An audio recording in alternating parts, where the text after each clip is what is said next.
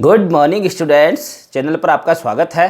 Students, आज हम कक्षा 10 सामाजिक विज्ञान के जो लघुत्तरात्मक प्रश्न है बचे हुए उनके बारे में बात करना चाहते हैं। आपके जिन जिन पाठों में से लघुत्तरात्मक प्रश्न आने हैं उनमें से दो पाठ बच गए हैं, पाठ नंबर 17 और 18। स्टूडेंट्स, आज हम इस वीडियो में इन दोनों पाठों के जो महत्वपूर्ण लघुत्तरात्मक प्रश्न है उनके बारे में चर्चा करेंगे। तो चलिए स्टूडेंट्स, शुरू करते हैं। क्वेश्चन जो मोस्ट बन रहा है आपके 17 के पाठ में, मुद्रा किसे कहते हैं। सबसे पहला क्वेश्चन, मुद्रा किसे कहते हैं। स्टूडेंट्स, यदि यहाँ पे परिभाषा पूछ ली जाए कि मुद्रा की परिभाषा दीजिए, तो मुद्रा की परिभाषा एकदम सबसे अच्छी जो परिभाषा वो ये है, मुद्रा वह है, ये आप उत्तर में इसमें भी लिख सकते हैं, मुद्रा वह है जो मुद्रा का कार्य करे। मुद्रा वह है जो मुद्रा का कार्य करे। इसके अलावा स्टूडेंट्स, मुद्रा किसे कहते हैं इसका उत्तर देना है तो हम कह सकते हैं कि अर्थव्यवस्था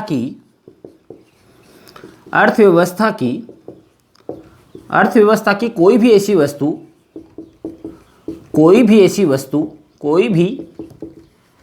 वस्तु जो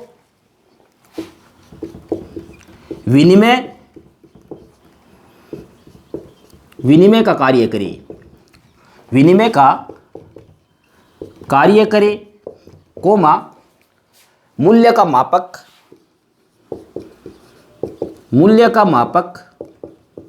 कोमा मूल्य का भंडारण करने में सक्षम हो।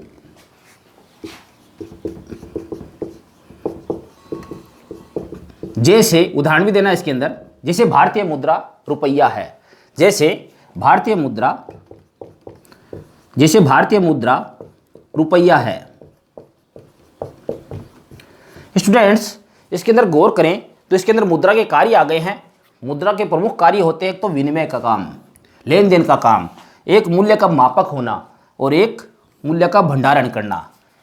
ये सब के सब कार्य मुद्रा के होते हैं। इसके आगे हम दूसरा क्वेश्चन देखना चाहते हैं। दूसरा क्वेश्चन,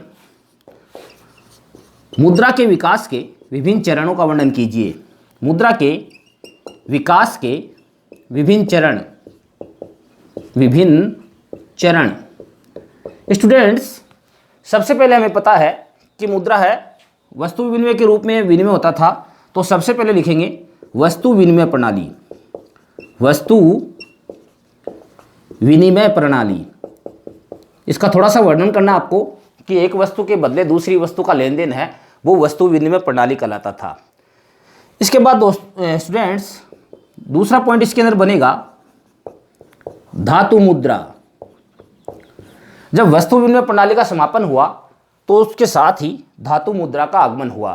धातु मुद्रा का अर्थ है धातु से बने हुए सिक्के। स्टूडेंट्स, इसके अंदर थोड़ा सा आपको लिखना है कि पहले आहत प्रकार के सिक्के चलते थे। आहत सिक्के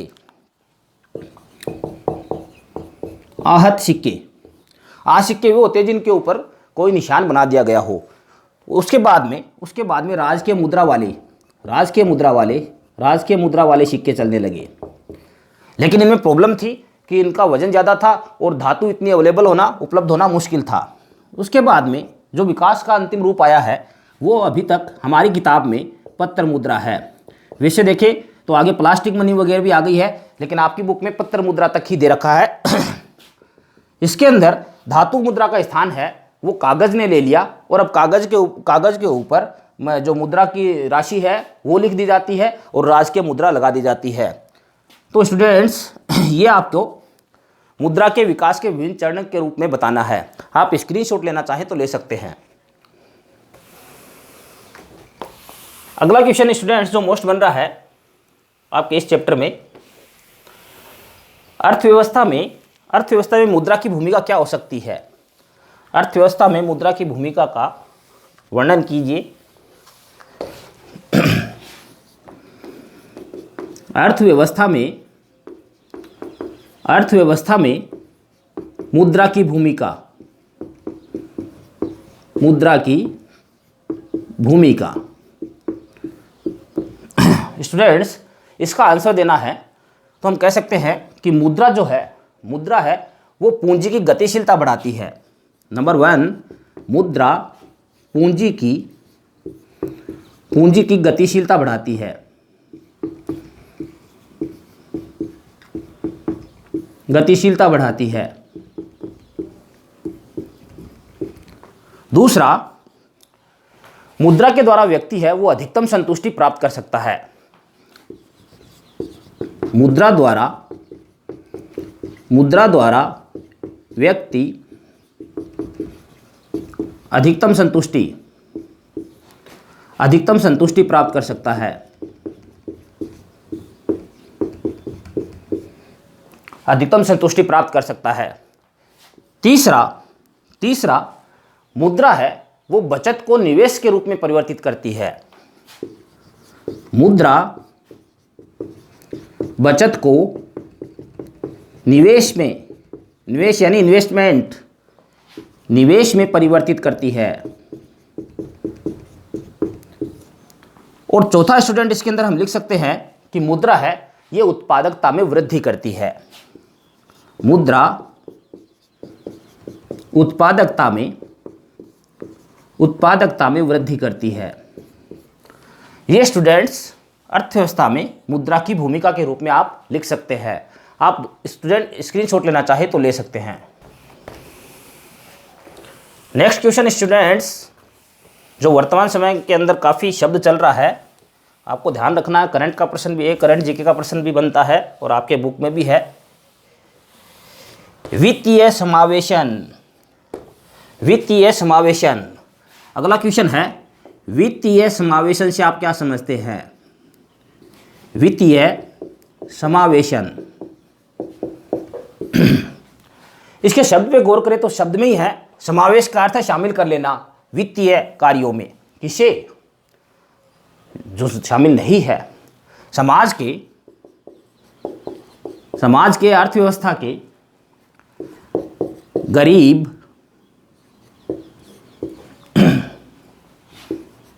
मजदूर, निम्न आय वर्ग, पिछड़े वर्ग या पिछड़े लोगों कर सकते हैं। पिछड़े लोगों को वहन करने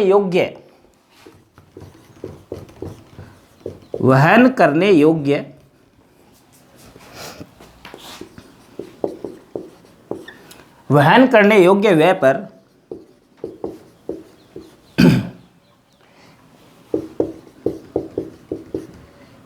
वित्तीय सुविधाएं / संस्थाएं उपलब्ध करवाना।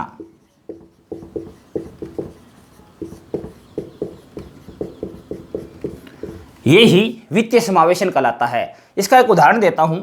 जैसे निम्न आय वर्ग है या गरीब वर्ग है, इनको बैंक में जीरो बैलेंस पे खाता खुलवाना। वहन करने योग्य वह है।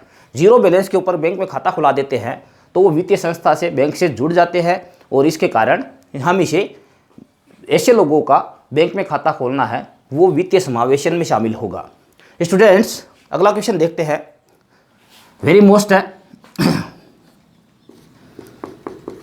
वाणिज्यिक बैंकों के कार्य।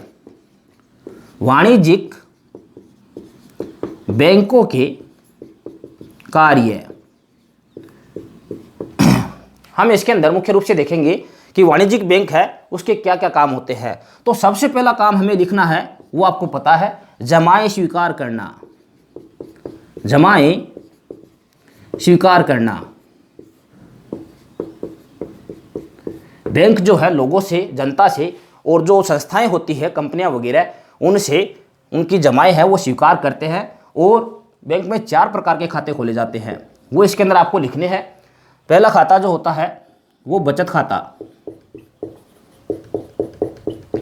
दूसरा चालू खाता,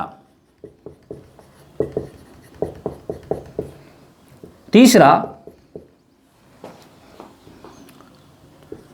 सावधि जमा खाता, सावधि जमा खाता, और चौथा होता है वो आवर्ती जमा खाता। आवर्ती जमा खाता, ये आरडी होती है, ये एफडी होती है। 4 प्रकार के खाते बैंक में खोले जाते हैं जिनसे वो जमाएं स्वीकार करते हैं। दूसरा पॉइंट इसका है ऋण देना। ऋण देना, व्यापारिक बैंक जो है वो जनता को, इसके साथ ही कंपनियों को, संस्थाओं को, इसके साथ ही सरकार को भी कई बार ऋण दे देते हैं। तीसरे में अन्य कार्य लिखने हैं। अन्य कार्य इसके बहुत सारे हैं। अन्य कार्यों के अंदर ये कह सकते हैं आप कि चेक है या मांग पत्र है। चेक या मांग पत्र संग्रहित करना। अगला लिख सकते हैं ग्राहकों की ओर से जो नियमित मासिक किस्त होती है या बिल होते हैं उनके, वो जमा करवाना। बिजली के बिल है या फिर बीमा की किस्त है, ये लिख सकते हैं। इसके साथ ही अधिविकर्ष की सुविधा उपलब्ध करवाना। अधिविकर्ष का प्रश्न आपके मोस्ट बनता है। अधिविकर्ष का अर्थ हो गया है कि जितने आदमी के खाते में जमा है उससे ज़्यादा निकल आने की सुविधा देना, ये अधिविकर्ष है। और अगला विभिन्न एजेंसियों को आर्थिक सूचनाएं उपलब्ध करवाना। आर्थिक सूचना उपलब्ध करवाना, ये वाणिज्यिक बैंकों के प्रमुख कार्य गिने जा सकते हैं। स्टूडेंट आप स्क्रीनशॉट लेना चाहें ले सकते हैं। अगला क्वेश्चन स्टूडेंट देखते हैं जो मोस्ट बनता है इसमें।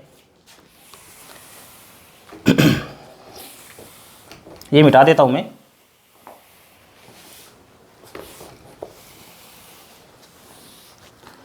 अगला जो क्वेश्चन है वो है देशी बैंकर किसे कहते हैं। देशी बैंकर किसे कहते हैं और इनकी विशेषताएं।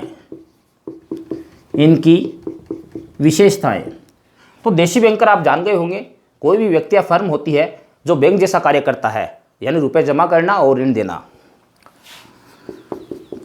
कोई भी व्यक्ति या फर्म जो बैंक का कार्य करे वह देशी बैंकर कहलाता है। भारत में वह देशी बैंकर कहलाता है। वह देशी बैंकर है। भारत में आधुनिक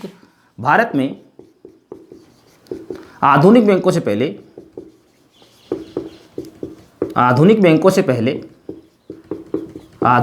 से पूर्व देशी बैंकर ही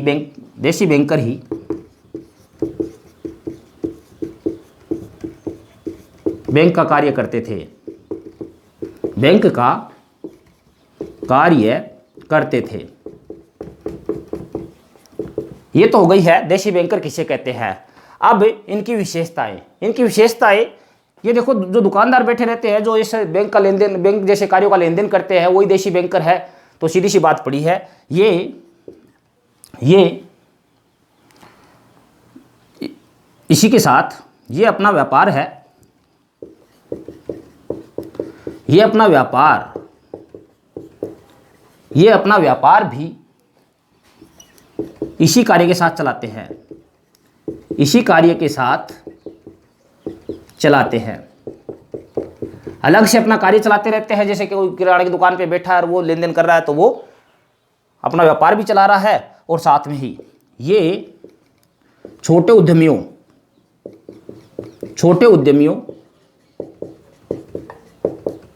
से लेन देन करते हैं।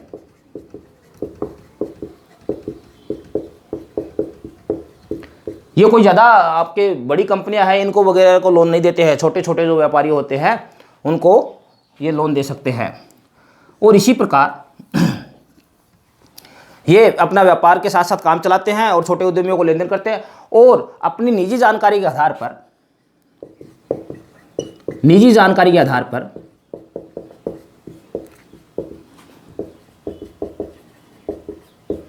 ऋण प्रदान करते हैं, ऋण देते हैं। खुद जानकारी निकालते हैं आदमी कैसा है, कैसा व्यवहार है, और ज़्यादातर अपने गांव के या जो अपने मोहल्ले के लोग होते हैं उनको ये ऋण देते हैं। तो उनकी सारी जानकारी इनके पास निजी रूप से होती है। स्टूडेंट्स, इसके बाद अगला क्वेश्चन जो हम देखते हैं, आप स्क्रीनशॉट लेना चाहे ले सकते हैं। अगला क्वेश्चन है स्वयं सहायता समूह है। स्वयं सहायता समूह किसे कहते हैं और यह ऋण देने में परंपरागत तरीके से किस प्रकार भिन्न है। स्वयं सहायता समूह है, स्वयं सहायता समूह है किसे कहते हैं और यह ऋण देने में परंपरागत तरीके से किस प्रकार भिन्न है, किस प्रकार भिन्न है। स्टूडेंट्स, हम यहाँ पहले चर्चा करेंगे स्वयं सहायता समूह क्या होता है। तो कोई भी 15-20 व्यक्तियों का समूह है, 15-20 व्यक्तियों का समूह है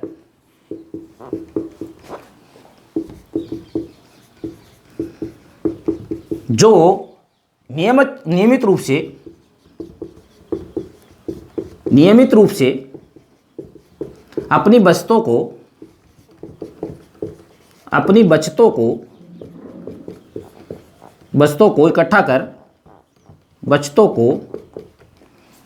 इकट्ठा कर ऋण देने का कार्य करे, वो स्वयं सहायता समूह कहलाता है। दूसरा पार्ट इसका क्वेश्चन का कि ये परंपरागत तरीके से किस प्रकार अलग है, तो इसका आंसर हमें इस प्रकार लिखना है कि इसमें ऋण है वो समूह के सदस्य को ही दिया जाता है। इसमें ऋण समूह के सदस्य को ही दिया जाता है। नंबर 2, नियमित रूप से बचतें इकट्ठा की जाती है, नियमित रूप से बचतें इकट्ठा की जाती है। और ऋण पर ब्याज जो है वो अन्य संस्थाओं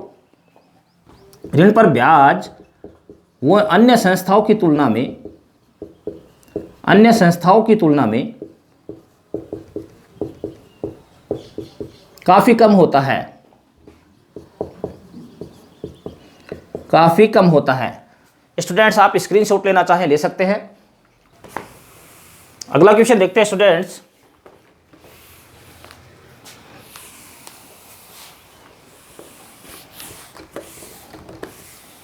ये मिटा देता हूं मैं।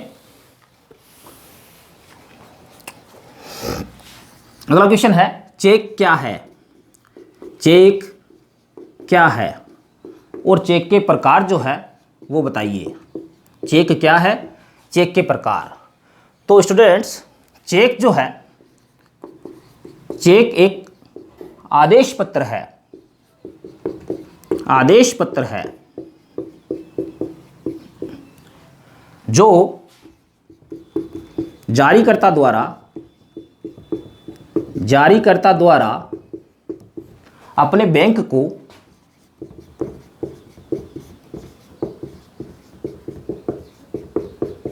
अपने खाते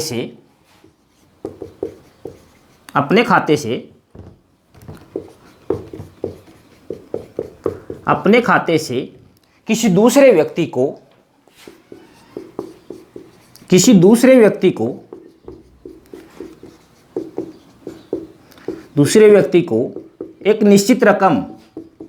एक निश्चित लिखी हुई रकम देने का आदेश देता है। स्टूडेंट्स, जैसे मान लीजिए मेरे कोई पैसे मांग रहा है 5,000 रुपये, तो मैं एक चेक होता है, एक कागज़ होता है, मेरे बैंक के द्वारा जारी किया गया है, मेरे खाते में 5,000 रुपये पड़े हैं, तो मैं चेक के ऊपर 5,000 रुपये और जो मांग रहा है उसका नाम लिख दूंगा और उसे पकड़ा दूंगा। वो व्यक्ति जाकर बैंक से 5,000 रुपये ले लेगा। अब स्टूडेंट प्रकार की बात करते हैं। दो प्रकार के चेक होते हैं, एक का नाम है रेखांकित चेक। रेखांकित चेक वो होता है जिसके एक कोने में दो तिरछी रेखाएं खींची जाती है, वो रेखांकित चेक होता है। रेखांकित चेक का भुगतान है वो रोकड़ी में नहीं होता है, कैश में नहीं होता है, अकाउंट में जमा होता है। तो रेखांकित चेक के अंदर जो जो आपूर्तियां करनी होती है वो देखते हैं। सबसे पहले तो इसके अंदर हम देखते हैं कि चेक जारी करने का दिनांक, चेक जारी करने का दिनांक। दूसरी आपूर्ति जो होती है वो रकम दो प्रकार से लिखनी होती है, अंकों में भी और शब्दों में भी। अंकों में और शब्दों में दोनों में रकम लिखनी होती है। तीसरा इसके अंदर जो प्राप्त करता है, जो पैसे लेगा, प्राप्तकर्ता का नाम और अगला अकाउंट नंबर, किसका? जारीकर्ता का। चेक जारीकर्ता का अकाउंट नंबर आजकल छपे हुए आते हैं, लेकिन फिर भी ये नहीं हो तो करना पड़ता है। खाता संख्या। इसके अलावा स्टूडेंट पांचवी जो आपूर्ति है वो है जारीकर्ता के हस्ताक्षर। और यदि वो रेखांकित चेक है तो दो तिरछी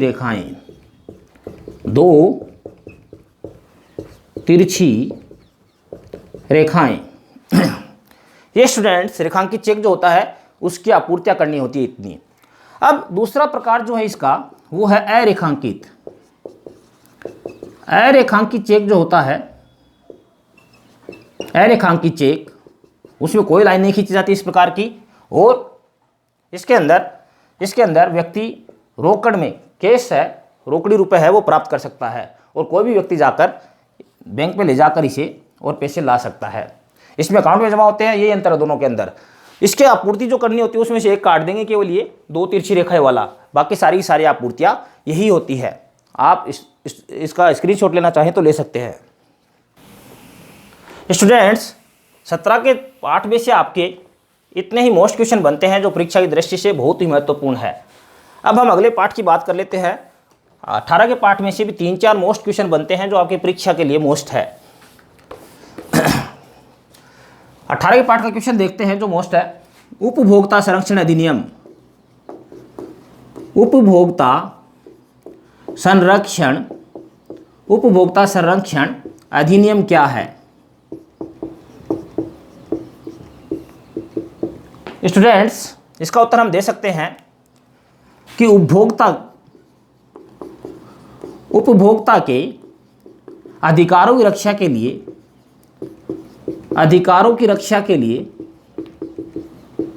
उपभोक्ता के अधिकारों की रक्षा के लिए, तारीख याद रखनी है आपको, 24 दिसंबर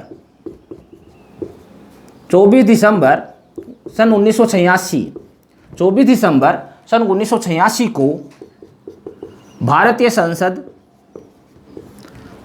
संसद द्वारा पारित अधिनियम उपभोक्ता संरक्षण अधिनियम कहलाता है। इसमें उपभोक्ता के अधिकारों की रक्षा करने के लिए उपभोक्ता को कई प्रकार के जो सुरक्षाएं हैं वो प्रदान की गई है। इस प्रकार स्टूडेंट्स इस क्वेश्चन का आंसर ये लिखा जा सकता है। अगला क्वेश्चन जो मोस्ट बनता है वो है उपभोक्ता के 4 प्रमुख अधिकार। उपभोक्ता के 4 प्रमुख अधिकार कौन कौन से हैं उनके बारे में बताइए। तो स्टूडेंट्स इसके अंदर हम पहला ले सकते हैं सुरक्षा का अधिकार।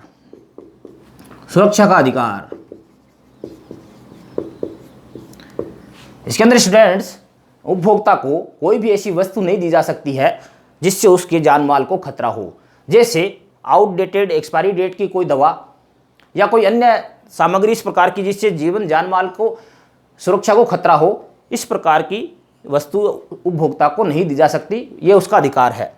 दूसरा, सूचना का अधिकार।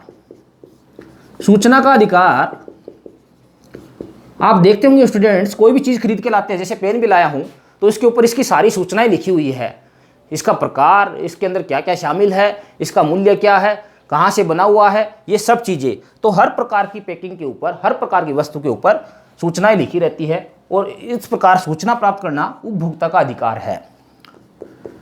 तीसरा है चयन का अधिकार। चयन का अधिकार का अर्थ हो गया है, जैसे मान लीजिए मैं पेन लेने गया, मार्केट में 15 कंपनियों के पेन है, तो ये मेरे पे निर्भर करता है, मैं चयन करूंगा, मैं चूज करूंगा कि मैं कौन सा पेन लूं। मैं सस्ती से सस्ती चीज़ और अच्छी क्वालिटी की चीज़ लेना पसंद करूंगा। तो चयन का अधिकार है वो उपभोक्ता को होता है। और अंतिम है, चौथा अधिकार है क्षतिपूर्ति का अधिकार। क्षतिपूर्ति का अधिकार,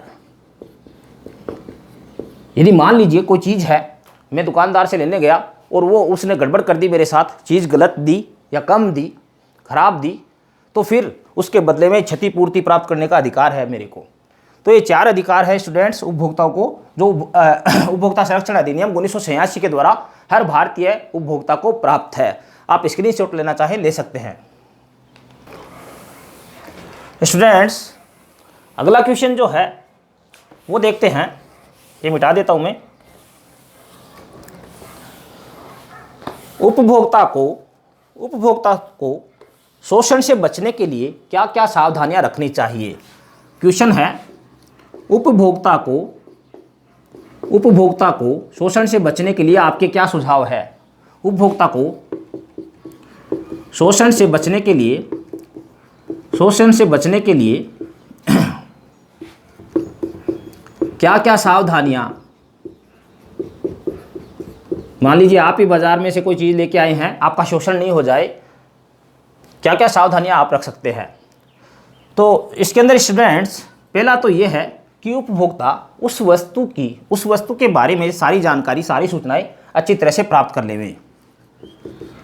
वस्तु की संपूर्ण सूचना, क्या क्या मिला हुआ उसके अंदर, कब बना हुआ है, एक्सपायरी डेट कब की है, क्या रेट है, संपूर्ण सूचना प्राप्त करना। एक तो उपभोक्ता को यह ध्यान रखना चाहिए कि जो भी चीज़ ले रहे हैं उसको अच्छी तरह से देख के कब की बनी हुई है, क्या क्या उसके अंदर शामिल है। नंबर 2, वस्तु प्राप्त करने का पक्का बिल। वस्तु प्राप्त करने का या क्रय करने का पक्का बिल, दुकानदार से पक्का बिल लेना चाहिए जिसमें तारीख वगैरह और दुकान का नाम वगैरह सब कुछ लिखा रहता है।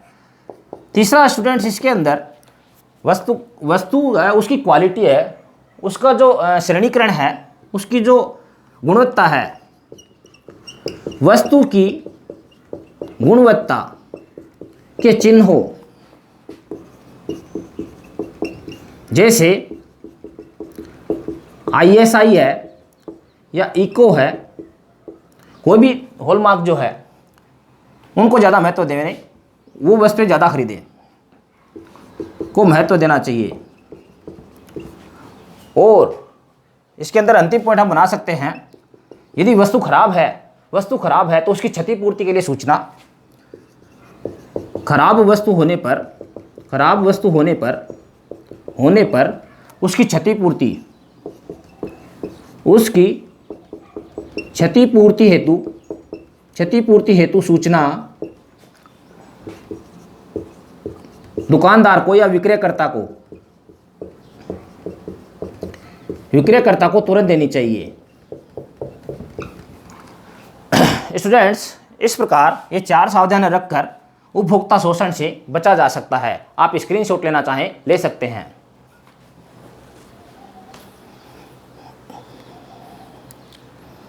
सूचना के अधिकार को अनुसार सूचना प्राप्त करने। अगला क्वेश्चन स्टूडेंट्स,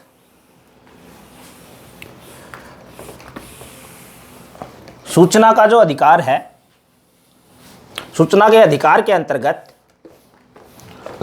सूचना प्राप्त करने का सही तरीका क्या है। सूचना के अधिकार सूचना के अधिकार के अंतर्गत सूचना प्राप्त करने का तरीका, सूचना प्राप्त करने का तरीका क्या है?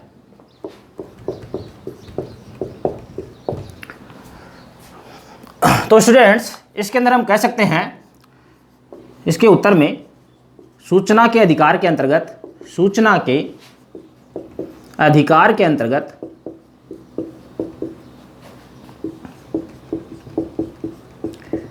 एक निश्चित प्रपत्र, एक निश्चित प्रपत्र में, एक निश्चित प्रपत्र में सूचना मांगी जा सकती है, सूचना मांग सकते हैं। प्रपत्र के साथ 10 रुपये नकद या पोस्टल ऑर्डर, पोस्टल ऑर्डर लगाना जरूरी है। 10 रुपये नहीं लगाएंगे तो फिर हमें सूचना नहीं मिलेगी।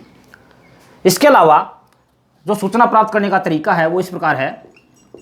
सूचना प्राप्त करने का तरीका,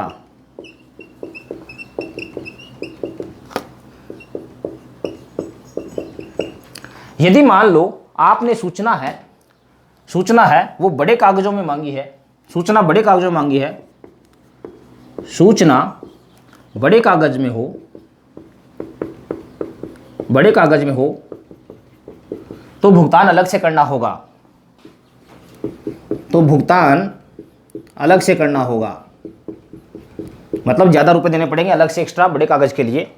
इसी प्रकार यदि आपने सीडी या फ्लॉपी में सूचना मांगी है, सीडी या फ्लॉपी में सूचना मांगी है, तो इसके आपको 50 रुपये अतिरिक्त भुगतान करना होगा, 50 रुपये अतिरिक्त भुगतान करना होगा। और सूचना ज़्यादा कागजों में आ रही है, ज़्यादा कागजों में आ रही है तो 2 रुपये प्रति फोटोकॉपी,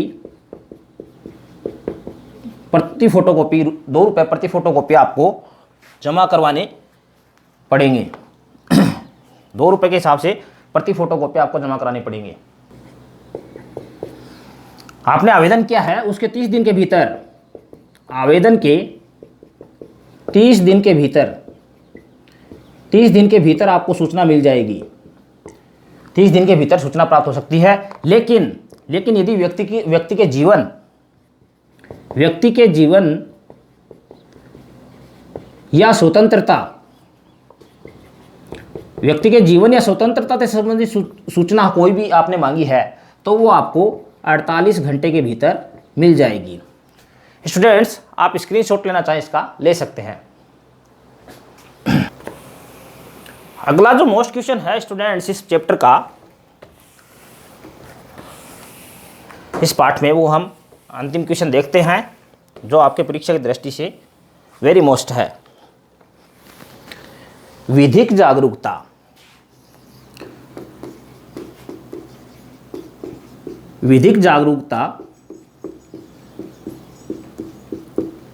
सुनिश्चित करने के उपाय बताइए। विधिक जागरूकता सुनिश्चित करने के उपाय।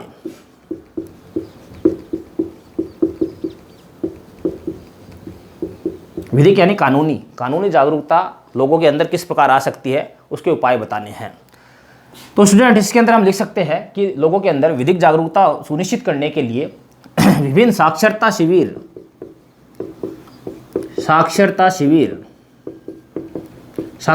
लगाने चाहिए सरकार को, विधिक साक्षरता शिविर। दूसरा इसके अंदर जो कानूनी जानकारी है, कानूनी कार्यक्रम है, कानूनी जानकारी के कार्यक्रम, कानूनी जानकारी के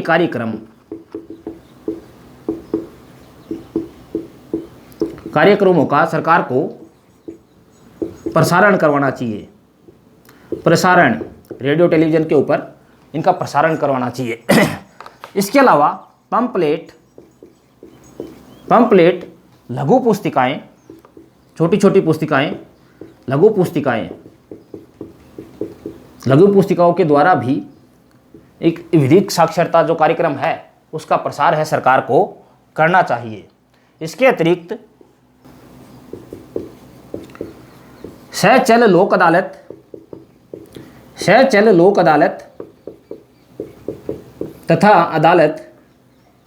तथा विधिक जागरूकता कार्यक्रम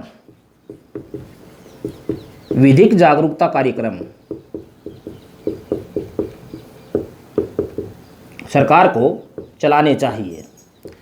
स्टूडेंट्स, इसी के साथ ही हमारा लघुत्तरात्मक प्रश्नों का जो महत्वपूर्ण प्रश्न थे वो सारे के सारे वीडियो है कंप्लीट हो चुके हैं। ये वीडियो आपको कैसा लगा कमेंट में ज़रूर लिखें। पूरा वीडियो देखने के लिए थैंक यू।